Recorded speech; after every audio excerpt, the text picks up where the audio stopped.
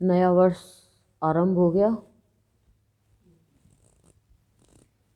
तो बाबा गुरुदेव के दरबार में आए हो तो आशीर्वाद तो मिल ही गया। कोई तो पार्टी करता है, कोई कहीं घूमने जाता है, कोई फिल्म देखता है, कोई और स्थूल का कोई कार्य अपना लेता है। मतलब शुभारंभ नई साल की इन्हीं चीज़ों से हम करते आए थे पहले और लोग कर भी रहे हैं।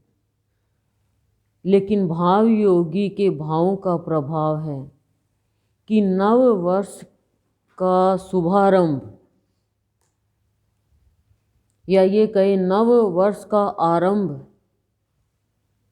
शुभ कर्म के साथ हुआ है तो हमारे जीवन में सदा शुभारंभ बना रहे, शुभ मांगलिक जीवन बने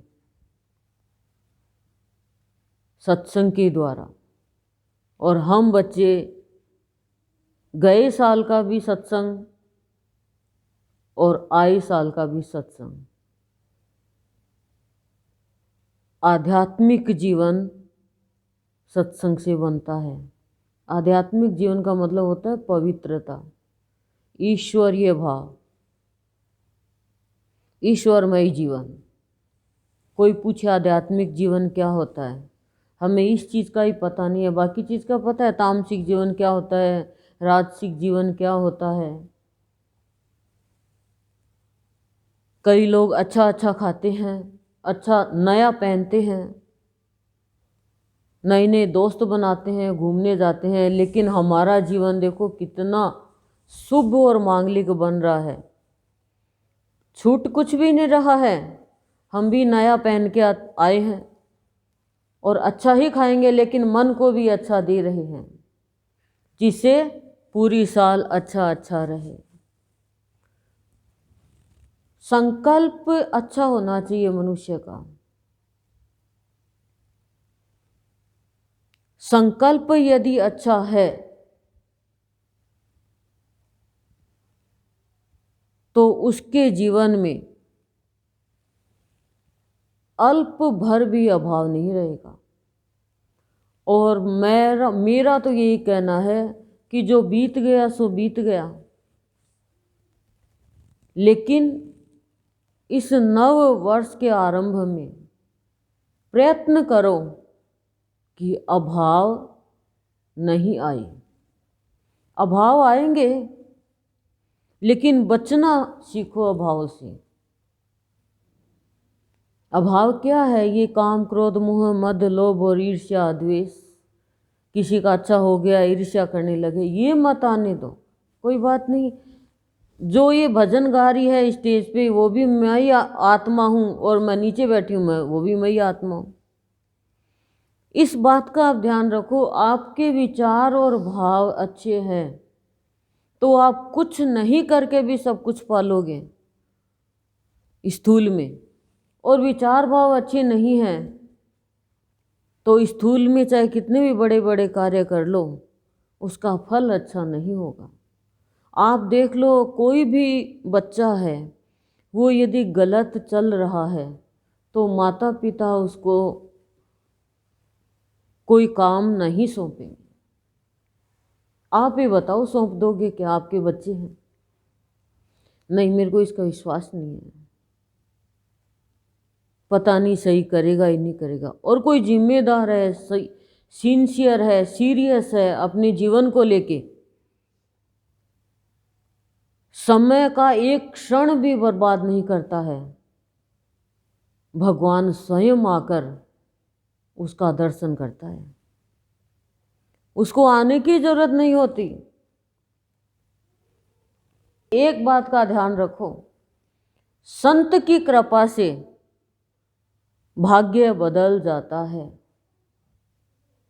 जिसके झुग्गी झोपड़ी लिखी हुई है उसके महल भी हो जाता है, संतों की सेवा से और सत्संग के प्रभाव से। ये नहीं है कि संतों को तो तुम दूर दूर आओ, और खाली सत्संग करो। संतों को खाना खिलाया था एक बच्चे ने, सेवा की थी, उसके 5 रुपये एक गधा लिखा हुआ था खाली। संतों ने देखा दिव्य दृष्टि से और कहा, पुत्र तू रोज ये गधा बेच के आ जाया कर। बोला मैं खाऊंगा क्या?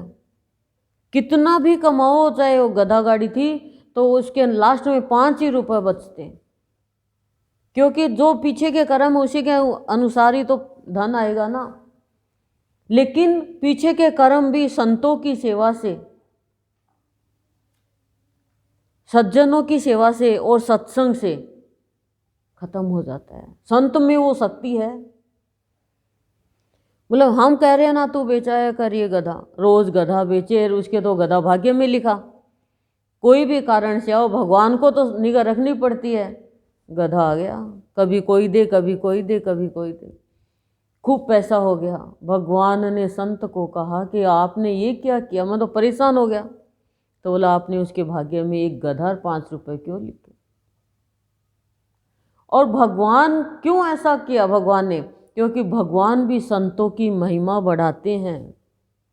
वो भी कहते हैं कि मैं बड़ा नहीं, संत बड़े हैं, गुरु बड़े हैं।